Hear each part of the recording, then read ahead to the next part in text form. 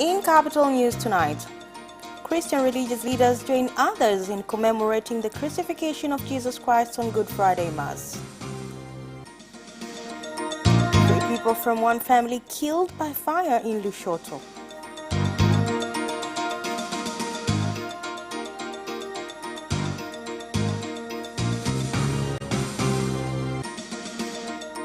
And in sports, Manula leaves future in Simba Sports Club hands amid Al-Merrikh interest.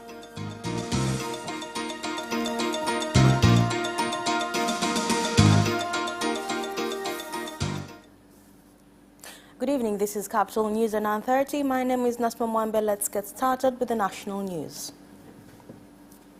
Christian religious leaders in the country have joined others in the world in prayer at Mass commemorating the crucifixion of Jesus Christ and his death, with Tanzanians commended for maintaining peace during this period as the country continues to mourn the loss of the late President of Tanzania, Dr. John Pombe Magufuli.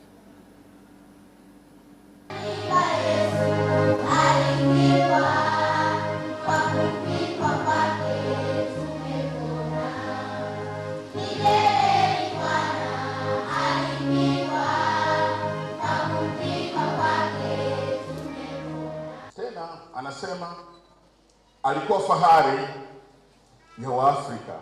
He made Africa proud, and that in a short time he has done things that probably would not have happened or would have happened in a very long time. Africa needs leaders for development, not just politics. We continue to pray for our President, Mama Samia Suluhu Hassan, because leadership is about God and the person he sent to lead. We pray for her and the Vice President and all other leaders in power. Up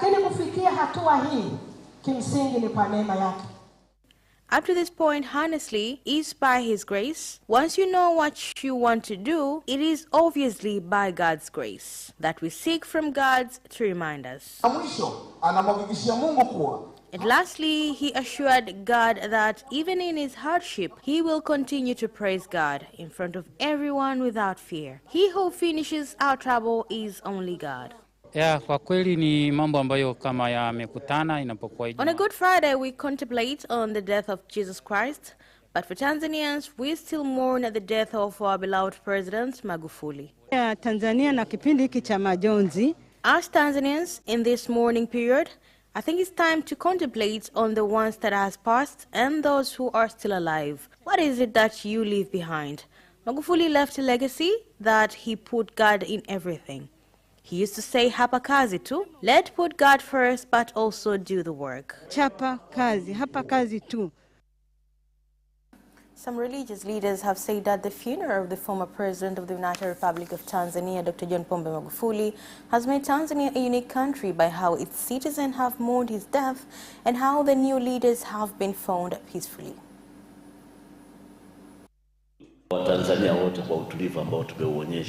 The stability that Tanzanians have shown during the tragedy of our beloved former president has the whole world wonder what kind of country Tanzania is. In the way we united regardless of religion or political ideologies. I do not remember if there is any country has ever mourned like this. This shows that Tanzania is a unique country. I urge fellow Tanzanians in these 21 mourning days for us to stay calm, just like how our leaders insisted on unity and that we should not worry while praying for our country. We believe on the leaders in power and that our country will not be shaken. In this rent season, we lost our beloved president. I, as a Form 4 student, I thank him a lot. He made sure that we had a free education. It has helped a lot of people in need. Along with messages in Good Friday Masses being filled with calls for peace and unity, in some churches in Zanzibar and various religious leaders of different denominations have continued to remember and pray for the late President of Tanzania, Dr. John Pombe Magufuli.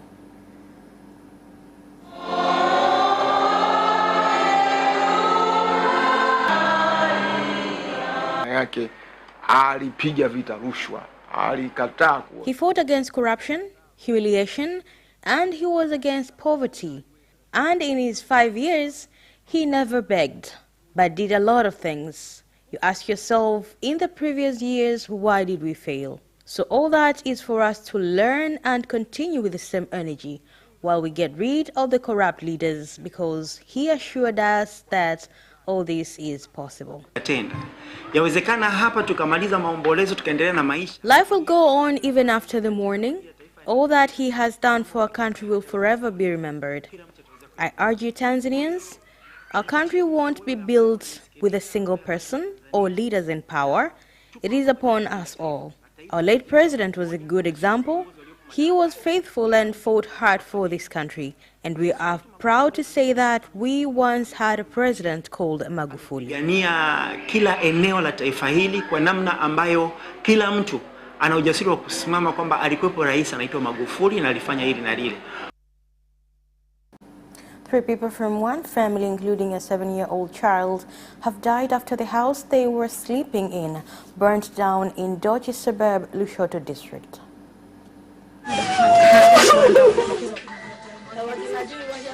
Wako kwenye kuzima moto, lakini hatimaye wananchi watatu. 3 citizens have been burnt to the ground of anonymity. We have been able to identify them because we know them by names. There is Asma with her 6-year-old child and his elder, aged 17. All of them are dead. Everything has been burnt down. The food, home appliances, and the ceiling. And that is what sent alarm to the neighbors. After setting off the fire, we saw 3 dead bodies. After seeing all that, we asked one person who was near to at least state what he saw. And he said he saw a gallon of petrol, only to find out it was petrol used to burn this room. The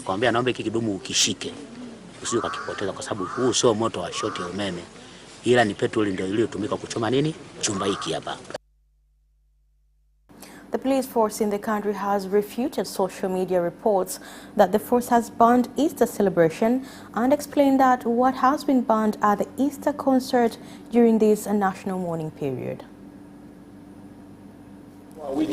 I called on road users to be careful and adhere to road safety rules, avoiding overcrowding, driving while intoxicated, overcrowding passengers on boda, but unfortunately, the report was received in contrast to the fact that the police force has banned Easter ceremonies. I want to make it clear that the police force has not banned any ceremonies, and that is why even the yesterday's masses had continued to be held countrywide without interruption. In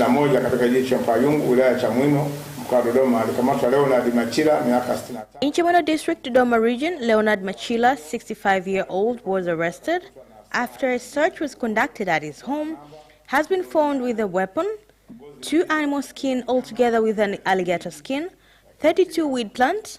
We will deal with him in court. But also we arrested 9 suspects in Swaswa who engaged in violent robbery while on a motorcycle.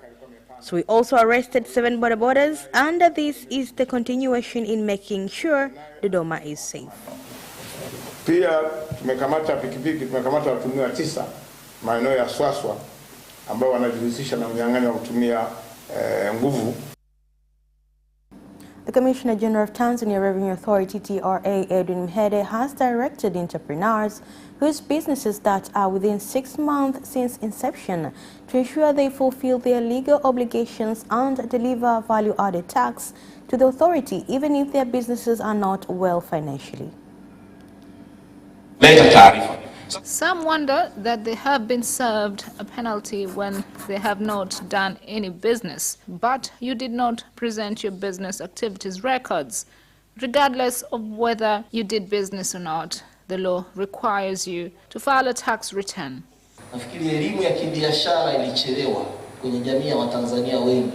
We must not belittle small and medium-sized businesses. It is what contributes a lot across the world. And large businesses started as small and medium-sized. TRA wanatakiwa kufanya assessment, watembelee biashara za wajasiriamali. TRA must carry out assessment of businesses and charge tax accordingly. In certain cases, you find the estimate is big when the level of business is small. But if tax is realistic to the level of business, I believe we will get there eventually.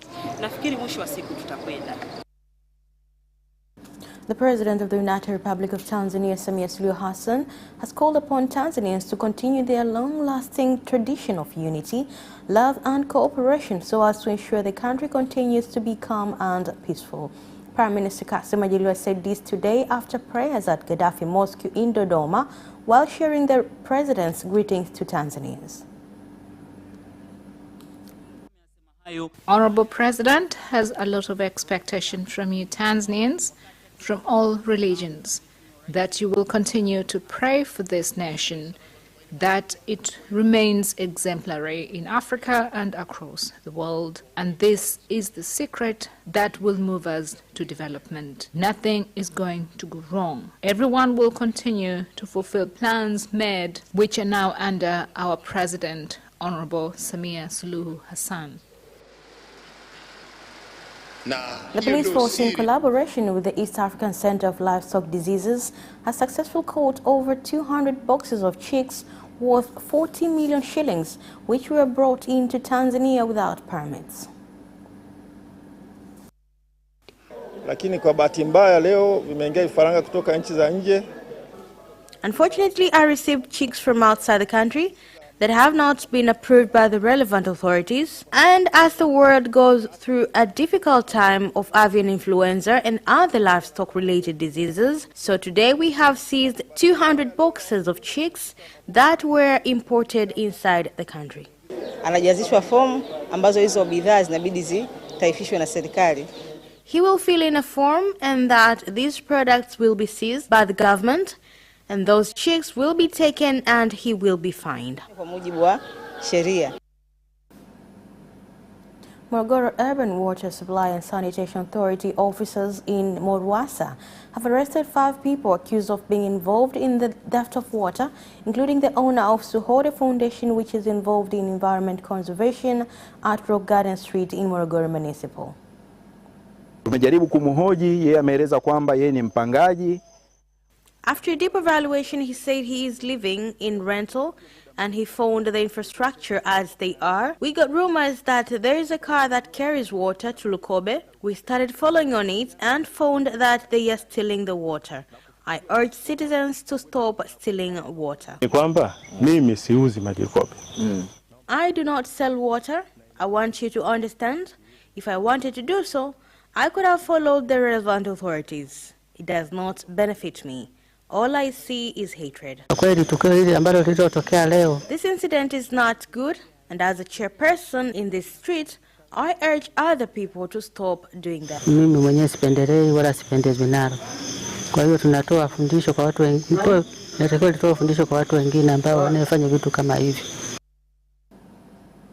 The President of Zanzibar and the Chairman of the Liberation Council, Dr. Hussein Ali Mwinyi, has said that the government will continue to ensure citizens of Zanzibar do not discriminate one another nor fight due to differing in political ideologies, while also pledging to ensure democratic pillars are respected.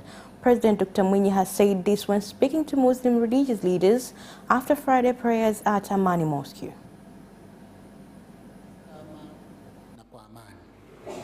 There are a lot that has been said about the elections, and they were said by both sides of the two major parties. But as usual, we cannot all be on the same line. People are having different thoughts, but I am thankful that most people are satisfied and the results were received on a peaceful manner.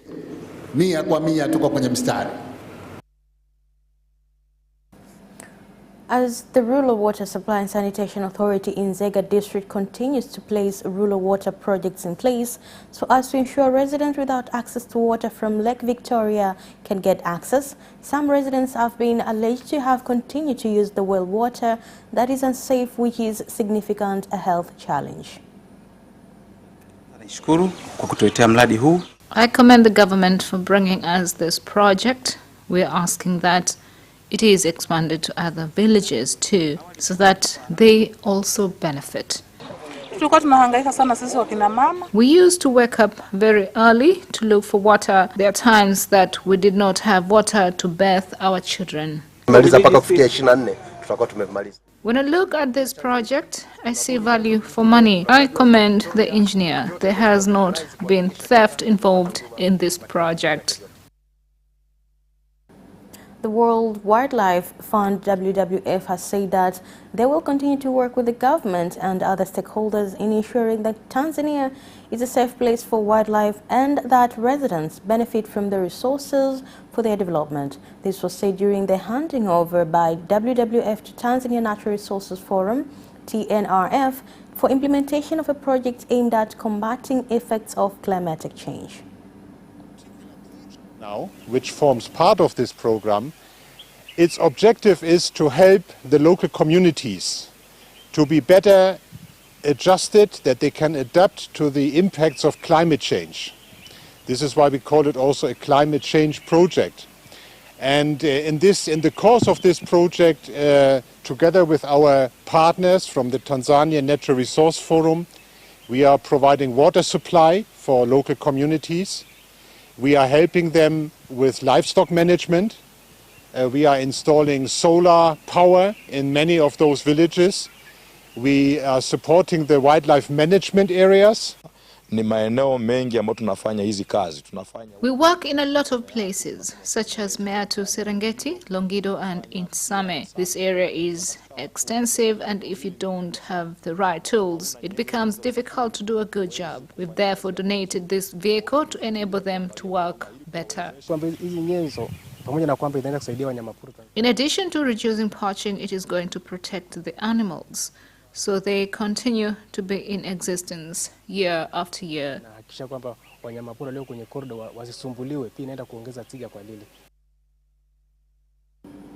And that is the end of the national news. International news comes next after the break.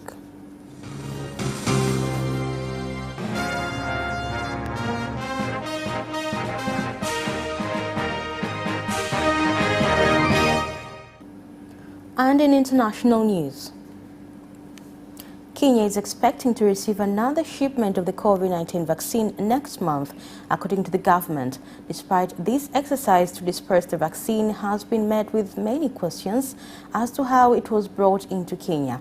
To date, Kenya has dispersed 800,000 AstraZeneca vaccine to pharmacies, counties and various hospitals, with 100 doses sorted at the Kenya Medical Supplies Authority in Nairobi.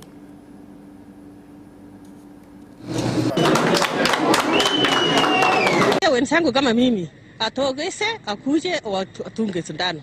Kwa hivyo mtu asikukove ati ni labda niko na maneno fulani ama ugonjwa fulani. Wenye wote ambao hawajafika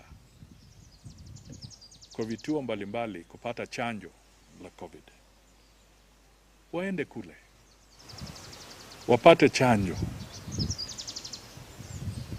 wasipotoshwe na porojo kwamba ukipata chanjo hii utakuwa na shida. 50 people have been killed and dozens more injured after a train carrying nearly 500 crashed and then derailed in a tunnel in Taiwan. The 8-carriage train reportedly hit a construction vehicle that had slipped into the tracks at the tunnel's mouth. Rescuers combed badly damaged carriages inside the tunnel to find survivors, some of whom smashed windows to flee. The train from the capital Taipei to Taitung was carrying people traveling for a long weekend annual holiday. Many people have been standing because the train was so full. Friday crash is Taiwan's worst rail disaster in decades. President Tsai Ing-wen has sent her condolences to the families of the victims who ordered an investigation.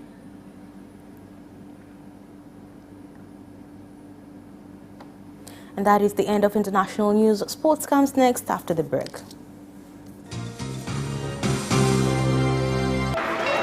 Away first time, good start from Bolt. Bolt leading the moment and going away. Gay trying to go with him, and he's been dragged through to second place, but he's going to win it by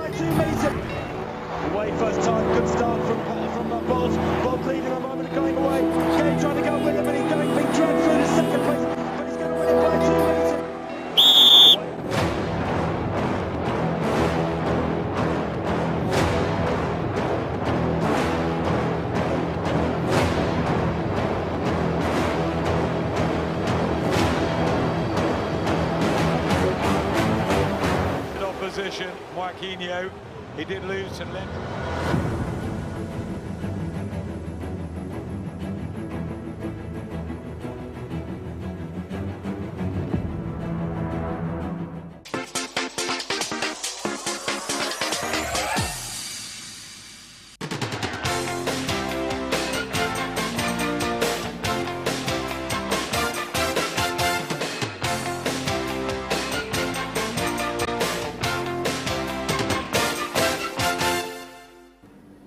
And in sports, SIMBA Sports Club goalkeeper Aish Manula has stated the club would have the last say on his future amid reported interest from Sudanese giants Al Merrikh. Here's more. Manula is the undisputable first-choice goalkeeper for Kundu Msimbazi, but recent rumors around his future have generated a lot of questions on whether he can accept an offer from Simba's CAF Champions League Group A rivals. The reports have indicated Al Merrikh are ready to acquire the Taifa Stars goalkeeper by tabling $8,000 as the sign-on fee, but the goalkeeper has said he will not make a decision on the matter. Manula also explained why they have been able to keep 4 clean sheets in the Champions League, even after playing tough matches like the one against Al Ahly in Dar es Salaam. Borussia Dortmund sporting director Michael Zorc has confirmed he met with agent Mino Raiola on Wednesday to discuss the future of Erling Haaland. Here are more details. Transfer rumors have kicked into overdrive after a report from Spanish newspaper Sport, which revealed Raiola had traveled to Barcelona on Thursday to discuss a move for Haaland. The report claims Haaland's father, former Norway international Aish, went with Raiola to discuss the striker with an advisor to new Barca president Joan Laporta. Zorc responded briefly to Sky Germany when asked about the rumors. He said he spoke to Raiola and he said they made our intentions clear. Arsenal chief executive Vinay has said nothing is off the table in their fight against social media abuse targeting players, including an outright boycott of popular platforms such as Instagram and Twitter. Here's the story. The Gunners have formed a Stop Online Abuse hashtag campaign in light of club legend Thierry Henry quitting all platforms in response to abuse. And while their action plan does not yet call for them to go dark on social media, that dramatic step remains an option. Footballers around the globe have spoken out this year over increasingly toxic and in many cases racist messages sent to them by angry fans. Venkatesham announced that Arsenal would take steps to better support their players emotionally through workshops and meetings while advocating for preventive steps such as social media companies requiring people to attach their identification to all accounts. AC Milan and Inter have confirmed the fines imposed on Zlatan Ibrahimovic and Romelu Lukaku on their on-field spat in January will be donated to charity. Here more on the story. Head-to-head and exchanged verbal volleys in Inter's 2-1 Coppa Italia quarter-final win, in which both players scored and Ibrahimovic was later sent off. The two strikers were each charged with unsportsmanlike conduct after an investigation. The sum of the fines is still to be agreed, with the clubs in clear deal with the Italian Football Federation FIGC. Fieri Derby della Madonia was stopped for several minutes after Lukaku reacted angrily to a foul from Milan defender Alessio Romagnoli, with Ibrahimovic squaring up to his former Manchester United teammate as he attempted to remonstrate with the referee. Liverpool forward Sadio Mane revealed that the Senegal national team needs to be more serious following their back-to-back draws with Congo and Eswatini. Here's more. Aliou Ciss's men have already booked their place in the Africa Cup of Nations before facing the Red Devils and Dominic Kunene's men. The Teranga Lions were surprisingly held by Congo and Eswatini, who were ranked 153rd in the world, and Mane has expressed his displeasure with the results. Mane has made 72 appearances for the West African country since making his debut in 2012 and played a great role as they finished as runners-up at the 2019 Africa Cup of Nations in Egypt. And that sports item ends our news bulletin for tonight. Thank you for watching and good night.